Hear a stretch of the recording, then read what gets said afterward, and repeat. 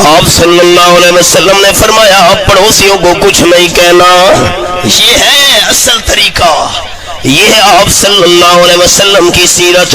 یہی سبق میں نے شروع کیا تھا. فرمایا من کان یؤمن باللہ والیوم الآخر فلا یؤذ جارہ او کما قال النبی صلی اللہ علیہ وسلم. جو بندہ اللہ پر ایمان رکھتا ہے، جو بندہ قیامت پر ایمان رکھتا ہے، اس بندے کو چاہیے پڑوسی کو تکلیف نہ دے. حدیث پاک کے لفظ سنو. قال النبی صلی اللہ علیہ وسلم واللہ لا یؤمن واللہ لا یؤمن واللہ لا یؤمن من لا یامن جارہ بوائقہ او کما قال النبی صلی اللہ علیہ وسلم. آپ نے فرمایا اللہ کی قسم، اللہ کی قسم، اللہ کی قسم 3 بار فرمایا وہ بندہ کامل ایماندار نہیں ہے پڑوسی جس کی تکلیفوں سے محفوظ نہیں ہے. جو پڑوسی کو تکلیف دیتا ہے، ہمارے حالات کیا ہیں؟ ہائے ہائے، پڑوسیوں کو تکلیف دینے والا، شرارت کر کے پڑوسیوں کو دکھ دینے والا بندہ اللہ کی قسم کامل ایماندار نہیں ہے. اور مثال سنو. آپ صلی اللہ علیہ وسلم کے بعد بندہ آیا، حضرت پڑوسی مجھے پریشان کرتا ہے. میری طرف دیکھو بیٹا، آرام سے بیٹھو، میری طرف دیکھو.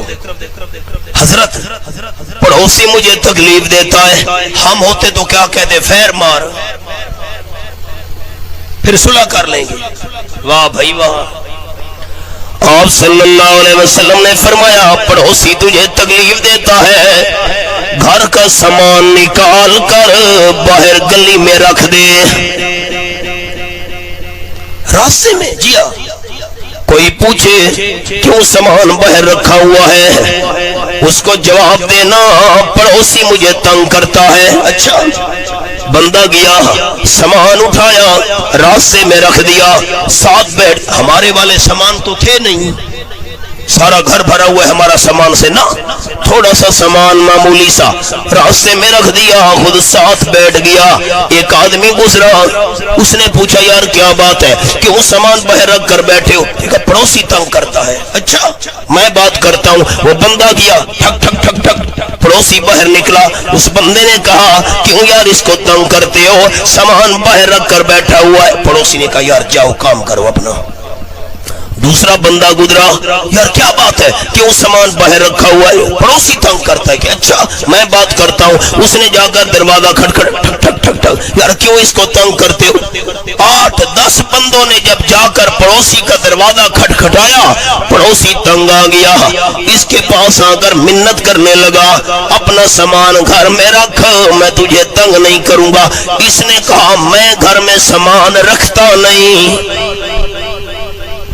اب وہ منت کر نہیں جی نہیں، اسے نہیں رکھوں گا. آپ صلی اللہ علیہ وسلم نے فرمایا سامان باہر رکھ کر بیٹھ جا. پڑوسی نے بہت زیادہ منت کی. اس نے آپ صلی اللہ علیہ وسلم کے بعد پیغام بھیجا، حضرت وہ پڑوسی منت کر رہا ہے، وعدہ کر رہا ہے تنگ نہیں کروں گا. آپ صلی اللہ علیہ وسلم نے فرمایا ٹھیک ہے. سامان گھر میں رکھ دیا گیا. جتنے تک پڑوسی زندہ رہا اس بندے کو پریشان نہیں کیا.